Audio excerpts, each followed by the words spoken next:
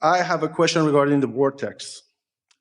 For many years, I've been following you for many years, and you always say this invisible vortex and show us vibrational reality. We began reality. calling it a vortex. We even wrote a book about it, calling it the vortex. And for a while we said, get in the vortex, get in the vortex, get in the vortex. You got really tired of that. How do we get in the vortex? Me, it's not, it's actually very visible. And the only thing that I see is vortex everywhere. From the shape of the atom to the shape of the clouds, to the black hole, shape of the planet, shape of the solar system, shape of the galaxies, shape of the universe. Everything is vortex, is in the shape of vortex. And I want to ask you, do you guys have any other shape to work with?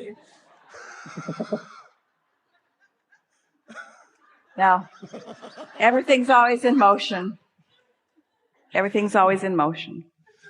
And I know there are vortexes on the planet Earth, like Sedona. I know Jerry and Esther bought a house and visited Sedona 30 years ago because they knew it was the place of a vortex. And they say there are 7 places on the planet, which is the vortex of the planet Earth. When Jerry and Esther asked us about that, we said to them, to Esther specifically, you are the vortex. In other words, if you're running around looking for a vortex, it's limiting. But when you understand that you have the potential in any moment of time of opening yourself to the receptive mode, in other words, that's all we mean by that. The reason that we talk about vortex is because we wanted you to begin to contemplate the fact that there was an amassing and a becoming energetically that you could not see with your physical senses.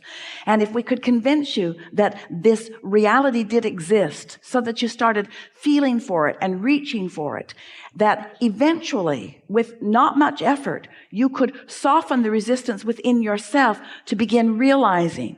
After our conversation about the vortex, we began talking with great enthusiasm about your point of attraction, because we wanted you to recognize that what you had put into the vortex would come out where you could see it. We began playing with you by saying that you're saying to us, Abraham, I understand that there's a fortune in the vortex, but how do I get it out of the vortex and into the bank? How do I get that vibration into money where I can spend it? And so that's really what we're wanting to emphasize these days. How do you get into the receptive mode of what you've already created?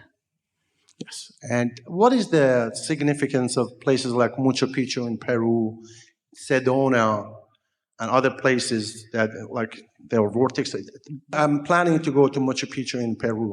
All right, we'll tell you. Okay. It is not a geological phenomenon. It is that there were civilizations there who understood vibration and developed momentum of energy flowing. And when you get there, because of those who lived before, who were tuned in, tapped in, turned on while they were there, if you are in the receptive mode, you have the benefit of what they knew. So it helps. Don't you like knowing that? Don't you like knowing that? But now let's take this further. You have the benefit of what Source knows all the time, no matter where you are. Esther and Jerry used to love going on hike and excursions and different things around the world. And they often went off to themselves because they wanted us to be the tour guide. Because so often the tour guide had it wrong. What the tour guide was saying about what happened here and what happened here. The rewriting of history is happening constantly, you see.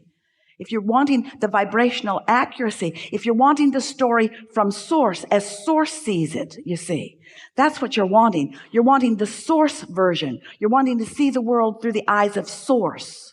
You're wanting to know the world through the eyes of Source. And so, yes, Esther met a woman. She sold beautiful jewelry. They were beautiful stones that had been cut, and they were large, and they'd been gilded. And this woman said to Esther, it's like having a vortex with you all the time, although she didn't call it a vortex. It's like having magic with you all of the time. And so Esther said to Abraham, is it true? And we said, no. But we said, suppose that it is. Esther said, which one should I choose? And we said, the biggest one. But now you have to wear it everywhere you go. When like our friend telling us about Thomas Edison.